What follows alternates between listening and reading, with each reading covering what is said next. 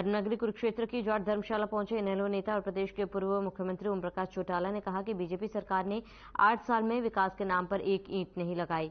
उन्होंने कहा कि प्रदेश का हर वर्ग भाजपा के कुशासन से दुखी है। वहीं पोते दुष्यंत चौटाला के बयान में यात्रा को तो गाड़ी में नहीं पैदल होती है के बारे में दादा ओम प्रकाश ने कहा उसकी किस किस बात का जवाब दूं। इनेलो नेता ओम प्रकाश चौटाला ने थर्ड फ्रंट को लेकर कहा कि जो दल देश के दूषित राजनीतिक वातावरण को ठीक करने में योगदान देगा उसका साथ दिया जाएगा। उन्होंने कहा कि हुड्डा और शैलजा ने कहा है कि इनेलो से गठबंधन नहीं होगा, तो उन्होंने कहा है कि उनकी मिन्नत खुशामद कौन कर रहा है। जो इस शासन से दुखी है वह साथ आए, स्वागत है। वहीं उन्होंने कहा है कि बीजेपी ने 8 साल में विकास के नाम पर एक ईंट नहीं लगाई, कोई विकास कार्य नहीं हुआ, सड़कों की मरम्मत नहीं हुई, स्कूलों में मास्टर नहीं है, अस्पतालों में डॉक्टर और दवाई नहीं है, बूढ़ों की पेंशन काटी जा रही है, हर वर्ग दुखी है।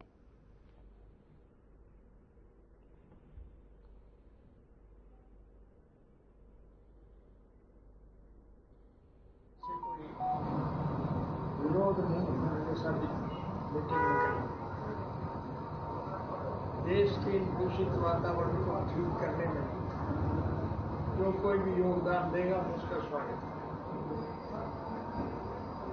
आज जिस पार्टी का हम विरोध कर रहे हैं, जो आज सत्ता पे बनी बैठी है, एक ऐसा वक्त था जब बीजेपी का हमारा भी गठबंधन हुआ।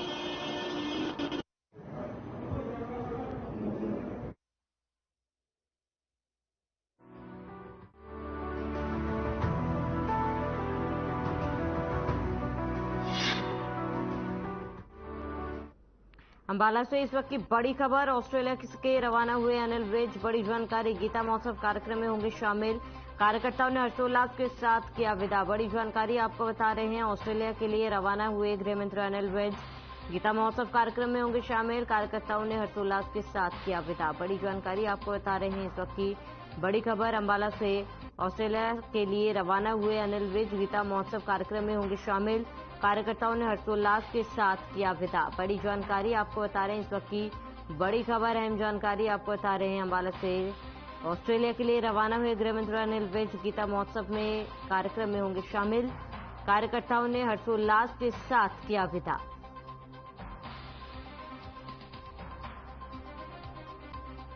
तो बड़ी जानकारी आपको बता रहे हैं। अंबाला से इस वक्त की बड़ी खबर। ऑस्ट्रेलिया के लिए रवाना हुए गृह मंत्री अनिल विज गीता महोत्सव कार्यक्रम में होंगे शामिल। कार्यकर्ताओं ने हर्षोल्लास के साथ उन्हें विदा किया। तो ऑस्ट्रेलिया के लिए रवाना हुए गृह मंत्री अनिल विज।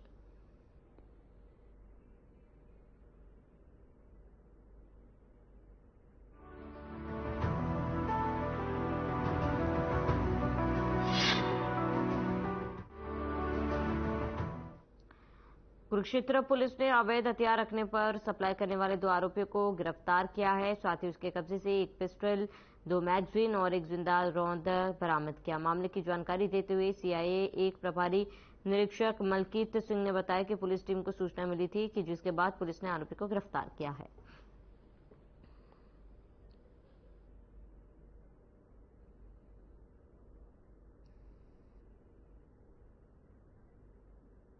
सीआईए 1 की टीम, जिसको एएसआई सुखदेव सिंह लीड कर रहे थे, सोर्स रिपोर्ट पर उन्होंने किरमच रोड नजदीक ब्रह्म सरोवर से एक अक्यूज्ड जो कि अश्विनी उर्फ मंगू उर्फ सोनू है जिसका नाम, उसको काबू करके उससे एक देसी पिस्टल, 1 राउंड और 2 मैगजीन सहित उसको गिरफ्तार किया। जिसमें ये गिरफ्तारी जो है ये 22 तारीख को की थी। और इसमें आगे एक्यूज्ड जो जहां से पिस्टल लेके आया था उसका तफ्तीश के दौरान इसने नाम बताया, जिसको हरिद्वार से गिरफ्तार किया, जिसका एक्यूज्ड का नाम जो है चंद्रकांत उर्फ डब्बू है। जो उससे इसने पिस्टल ली थी उसको काबू किया। काबू करके उससे 500 रुपये रिकवर किए गए और आज उसको पेश अदालत किया जाएगा और उसका पुलिस रिमांड लिया जाएगा। पुलिस रिमांड लेकर के वह आगे कहां से लेकर आया था और इसमें कौन कौन शामिल है।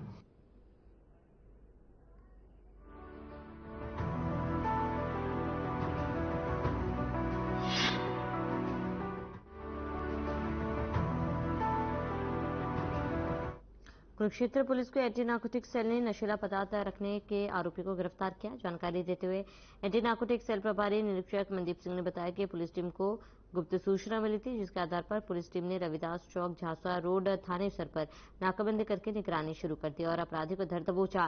साथ ही आरोपी के पास से 5.71 ग्राम स्मैक बरामद की। फिलहाल आरोपी के खिलाफ मामला दर्ज कर लिया गया और मामले पर आगे की कार्रवाई की जा रही है।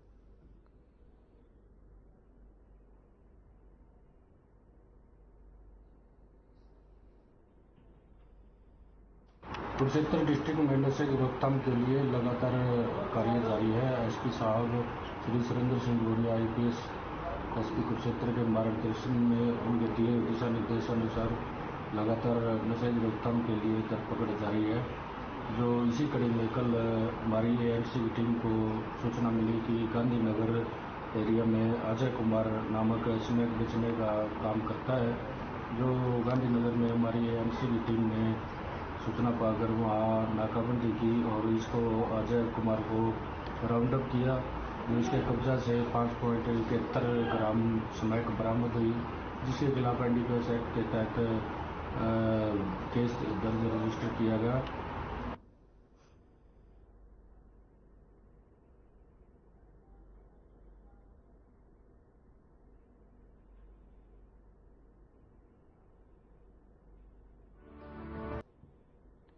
हरियाणा कौशल रोजगार निगम पर पंजीकृत युवाओं को निजी क्षेत्र में रोजगार के अवसर विषय पर गुरुग्राम में आयोजित कार्यक्रम में CM मनोहर लाल ने कहा कि हरियाणा सरकार प्रधानमंत्री नरेंद्र मोदी के स्किल इंडिया और मेक इन इंडिया कार्यक्रम को आगे बढ़ा रही है। CM मनोहर लाल ने कहा कि हरियाणा में स्किल डेवलपमेंट विश्वविद्यालय खोलने का काम किया जा रहा है। युवाओं की स्किलिंग बढ़ाने के लिए डेवलपमेंट अथॉरिटी का निर्माण किया गया। सरकार के मुख्य सचिव इस अथॉरिटी के चेयरमैन हैं।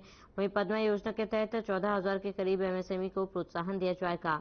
करीब 3.5 लाख युवाओं को पद्मा योजना के तहत रोजगार मिलेंगे। CM ने कहा कि विदेशी निवेश के लिए हरियाणा प्राथमिकता बन रहा है। प्रति व्यक्ति आय में हरियाणा बड़े राज्यों में सबसे आगे है। CM ने इस दौरान हरियाणा कौशल रोजगार निगम के तहत कॉर्पोरेट सेक्टर को युवाओं को नौकरी देने का अनुरोध किया।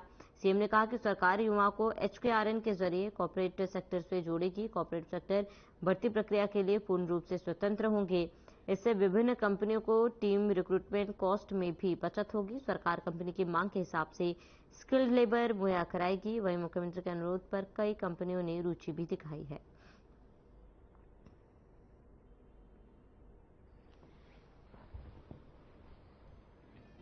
देश के प्रधानमंत्री जी ने जैसे स्किल इंडिया का एक बहुत बड़ा विजन देश के युवकों के सामने रखा था और स्किलिंग के माध्यम से उनको अपना रोजगार करने में सुविधा होगी और जहां जहां उद्योग जगत को युवाओं को रोजगार की यानी एक डिमांड जो होती है उसको भी पूरा करने में सक्षम होंगे। हमारे यहाँ हमने Shri Vishwakarma skill development university Palwal में बनाई और साथ ही हरियाणा स्किल डेवलपमेंट मिशन भी काम करता रहा है।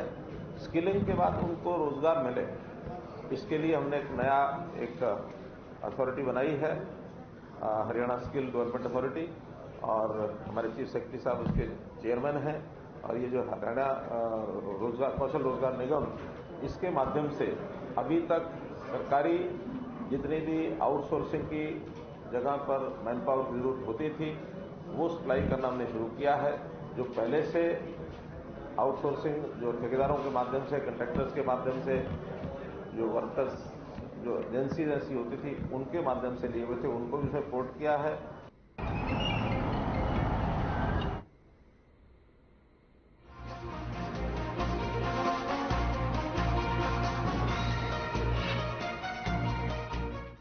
माफिया अध्यक्ष अशरफ हत्याकांड के 3 आरोपी पुलिस गिरफ्त में है और ऐसे में केंद्रीय मंत्री संजय बलियान का बड़ा बयान।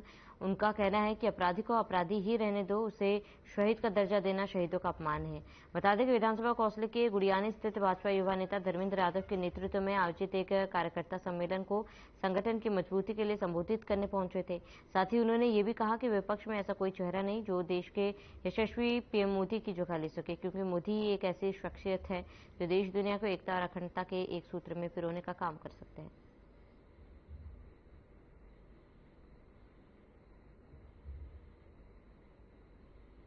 श्री संजीव बलियान जी कौसली विधानसभा के अंदर प्रवास पे आए हैं और उनके साथ अरविंद शर्मा हमारे सांसद जी भी उनके साथ थे और पूरे हरियाणा के अंदर प्रवास का कार्यक्रम चल रहा है और उसी की तहत हर विधानसभा के अंदर हमारे मंत्री जी जा रहे हैं।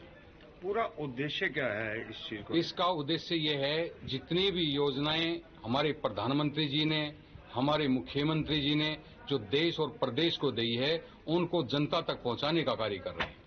किसी की भी मौत हमसे जस्टिफाई नहीं कर सकते। किसी की भी मृत्यु हो, परिस्थितियां जो भी रही, जिसने किया तो पुलिस के द्वारा गिरफ्तार कर लिए गए। न्यायिक जांच इस बात में चल रही है। कर्म किसी के कैसे भी हों, पर हिंदुस्तान में जो हमारी संस्कृति है वो ये नहीं कहती कि हम किसी की मृत्यु पर खुश हों। लेकिन शहीद के नारे लग रहे हैं उसके लिए, वो गलत बात है। 100 से ज्यादा मुकदमों में अगर कोई शहीद बताएगा तो शायद ये शहीदों का अपमान होगा।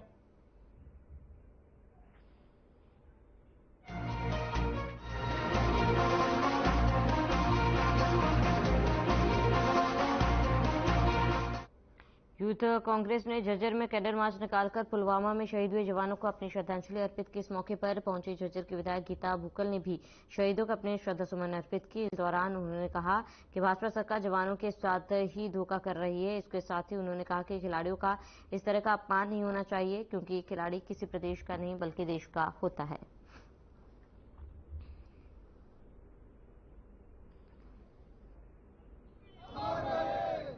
हमारा ये देश जहाँ पे हम जय जवान जय किसान और जय संविधान का नारा देते हैं, संविधान की धज्जियां पूरी तरह से उड़ाने का काम ये सरकार कर रही है। इस समय हमारा किसान अन्नदाता एक तो ओलावृष्टि की मार, बेमौसमी बारिश और पिछली बार इतनी ज्यादा जल भराव की स्थिति थी कि कई जगह पर वहां पर फसल नहीं हो पाई।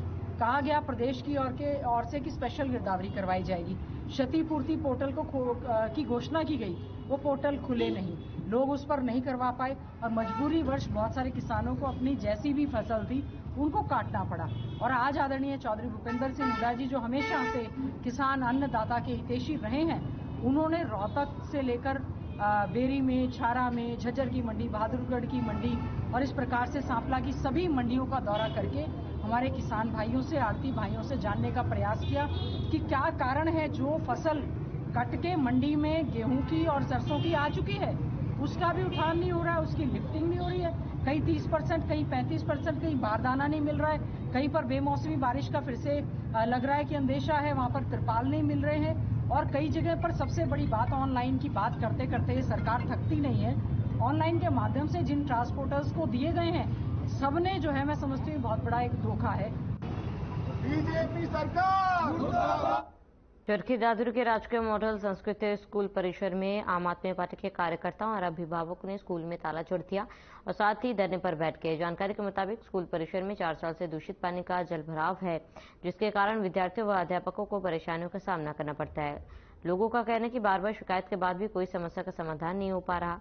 वहीं अध्यापकों का कहना है कि 1200 के करीब विद्यार्थी स्कूल में पढ़ने के लिए आते हैं। जल भराव के कारण विद्यार्थियों को परेशानियों का सामना करना पड़ता है और उनकी पढ़ाई बाधित हो रही है। छात्रों का कहना है जल भराव के कारण शिक्षा ग्रहण करने में परेशानियों का सामना करना पड़ता है। सूचना पर पहुंची पुलिस ने अभिभावकों और कार्यकर्ता को समझाने का प्रयास किया, लेकिन वह नहीं माने और कार्रवाई की मांग की।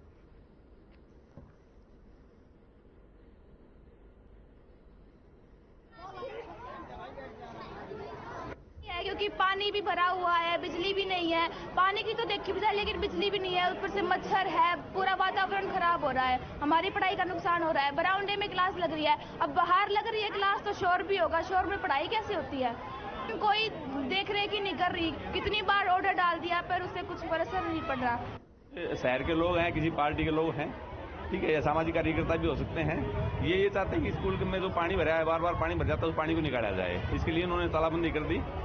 मैं इनसे रिक्वेस्ट कर रहा हूँ कि बच्चों को कम से कम अंदर आने दें, क्योंकि बच्चों की पढ़ाई बाधित हुई है। अपनी बात हम शांतिपूर्ण तरीके से प्रशासन को पहले रख चुके हैं, आगे भी रखेंगे। लगभग आप मानो 5 साल से बनी हुई है ये, लेकिन हम हर बार जब भी पानी भरता है उसके लिए हम प्रयास करते हैं, अपने प्रशासन से भी प्रयास करते हैं और हर बार पानी निकलवा दिया जाता है। सरकारी स्कूल में जो बच्चे पढ़ते हैं करीबन 1 साल हो चुके हैं, बारिश आई है, खाली यहाँ आश्वासन दिए जाते हैं। सरकार के जो भी मंत्री आते हैं यहाँ दौरा करके चले जाते हैं और कोई 2 महीने का नाम लेता है, कोई 1 महीने में लगे। हमने ग्रांट पास कर दिया, अभी भर्त हो जाएगा, टेल लग जाएंगी, पानी निकल जाएगा। खाली आश्वासन दिए जाते हैं, लेकिन धरातल पे पानी जैसा भरा था वैसा वैसा भरा है। और आज हमें सभी शहरवासियों ने इकट्ठा हो गए और जाम लगा रखा है।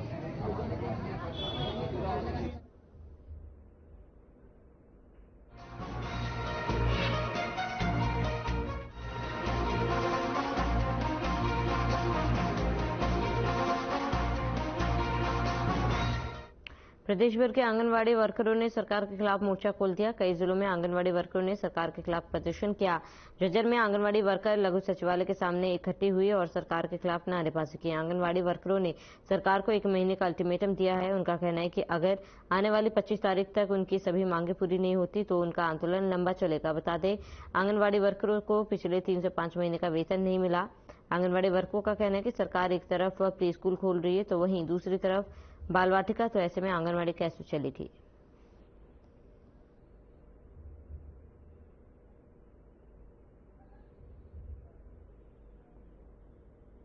सब प्रदर्शन तो मतलब देखो हमें मजबूरी में करना पड़ रहा है, क्योंकि हमारी जो मांगे कुछ नहीं है, वो समस्याएं हैं जो अभी मतलब सोल्व ही नहीं हो रही हैं।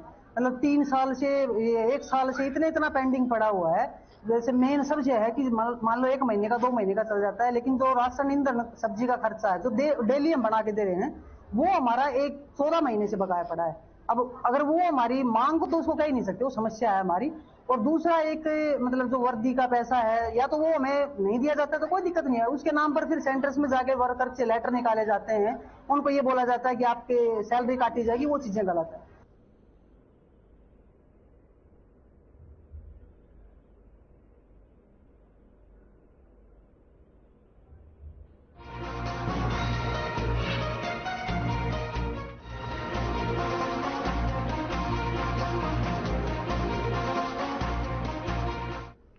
दिल्ली जयपुर हाईवे स्थित बनीपुर चौक पर कुछ आपराधिक किस्म के लोगों ने सरकारी जमीन पर ही अवैध रूप से पार्किंग खोल दी और इसे रोजाना हजारों रुपए की उगाही भी शुरू कर दी।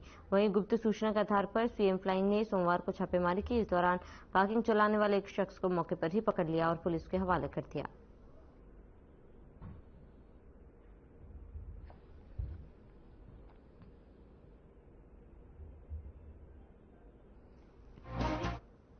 की टीम के द्वारा एक गुप्त सूचना के आधार पर बनीपुर चौक पर बिना परमिशन के चलाई जा रही एक पार्किंग पे संबंधित विभाग और स्थानीय पुलिस के साथ जब रेड की गई तो वहां पे एक युवक था, वो जो बिना किसी ऑथराइजेशन के वहां पे पार्किंग चला रहा था, जिसके आधार पर HSIDC के अधिकारियों के द्वारा स्थानीय थाने में FIR अंकित करने के लिए लिख के दिया जा रहा है और उसमें नियमानुसार कार्रवाई यथाशीघ्र की जाएगी।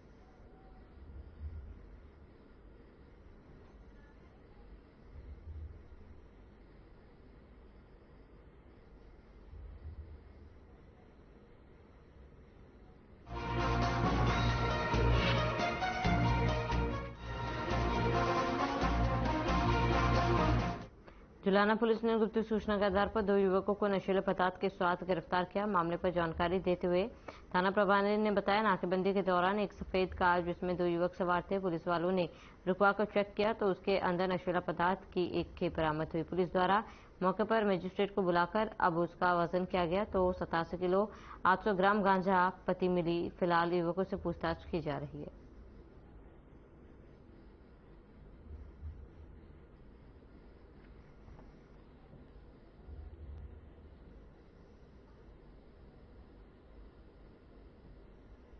ये एक सूचना मिली थी पुलिस को, जुलाना पुलिस को, कि NDPS का कोई काम करते हैं युवक, जो जिस संबंध में इसमें एक गाड़ी की सूचना थी जिस रेड की, उसमें 2